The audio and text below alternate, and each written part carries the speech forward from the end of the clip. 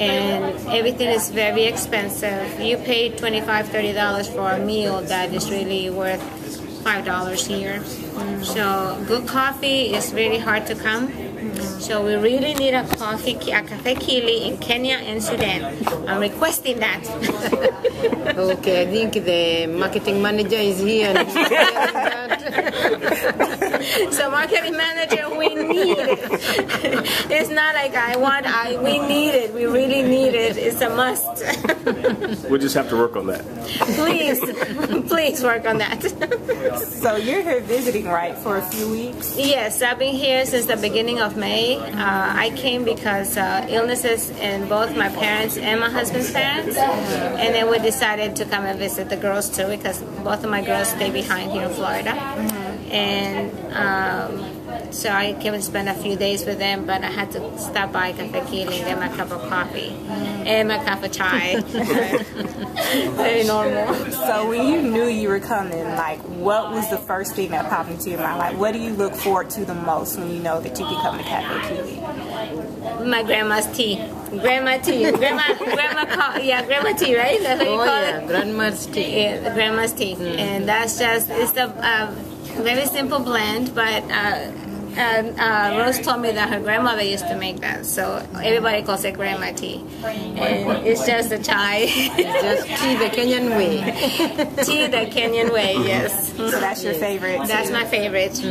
So were you a big coffee fan or a big coffee drinker before these last couple of years? Or? I've been a coffee drinker since I was 8 years old. Oh, wow. When I was little in Guatemala, we had no milk and nothing to drink. The warmest thing was coffee. So I learned to drink coffee when I was 8.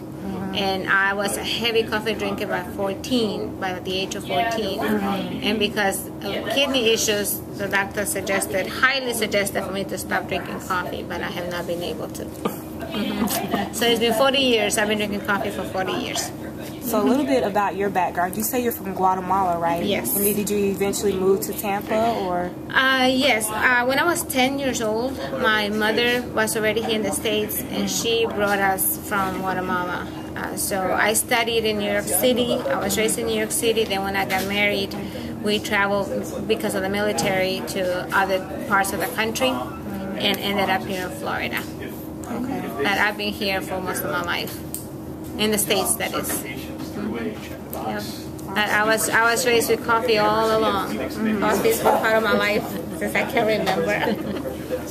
Yeah, so when you're back in Kenya, you say you also go back to some coffee fields, or well, we go just with Rose's family? We go and visit. I haven't been back to her father's family. We've been really busy with the ministry, so we don't visit as much the coffee fields. But we do. Every time we drive around, we see coffee fields all over, and it's just an amazing sight to see that something so delicious can come from this tiny little red cherry, like I call it.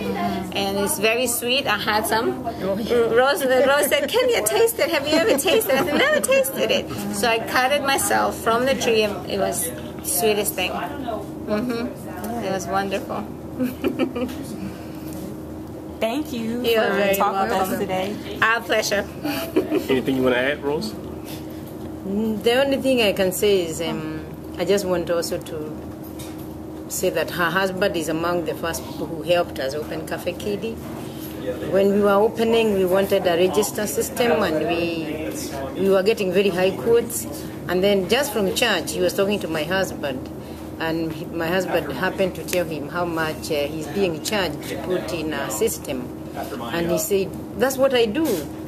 And so he came, he helped us with the computer system, and he helped us for 2 years. He helped us to get Cafe Kili going and running.